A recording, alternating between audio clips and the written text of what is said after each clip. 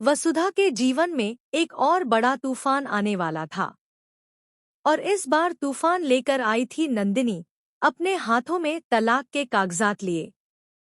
वह सीधा वसुधा के सामने खड़ी हो गई और ठंडी, कठोर आवाज में बोली, इन पेपर्स पर साइन कर दो और देव को मुझे लौटा दो।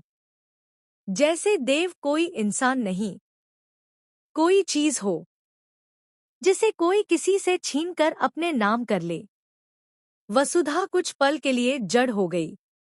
उसकी आंखें उन कागजों पर टिक गईं, जिन पर उसकी शादी, उसका रिश्ता, उसका भरोसा, सब कुछ सवाल बनकर खड़ा था। दिल के अंदर गहरा दर्द उठा, लेकिन उसने अपने आंसू जम जाने दिए, क्योंकि वह जानती थी, देव सिर्फ उसका पति नहीं, उसका जीवन था। वह रिश्ता, जो दिल से दिल तक जुड़ा था, किसी कागज पर लिखी कुछ लाइनों से कैसे टूट सकता था। लेकिन नंदिनी सिर्फ तलाक के कागज लेकर नहीं आई थी।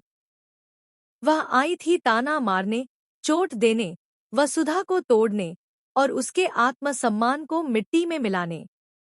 वह जानती थी कि देव और वसुधा के बीच पहले ही दरार डल चुकी है, और अब वह उस दरार को खाई बनाना चाहती थी। वह मुस्कुराते हुए बोली, देव अब तुम्हारे दिल से भी उतर चुका है। बस ये रिश्ता औपचारिक रूप से खत्म कर दो। उसकी बातें वसुधा के दिल को चीरती चली गईं।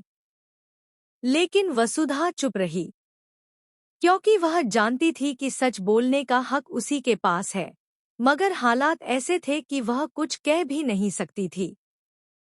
देव की नजरों में वह पहले ही गिर चुकी थी, और अब खतरा यह था कि कहीं वह उसके दिल से भी पूरी तरह उतर न जाए। इसीलिए नंदिनी ने इसी मौके को अपना हथियार बना लिया था।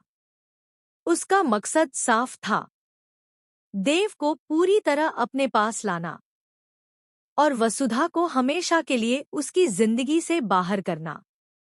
यह सिर्फ तलाक के कागज नहीं थे, यह थे किसी और की जीत और वसुधा के टूटे हुए विश्वास की राख। घर के अंदर पहले ही चंद्रिका के फैसलों की तलवार टंगी हुई थी। उसका आदेश साफ था, या तो वसुधा खुद देव से दूर हो जाए, या फिर देव उसे अपने जीवन से निकाल दे।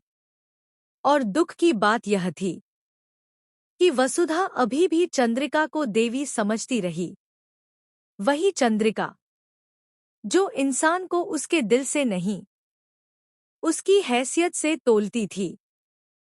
अगर वह सच में महान होती, तो वह वसुधा की सच्चाई देखती, उसका साफ दिल देखती, उसका त्याग और ईमानदारी समझती।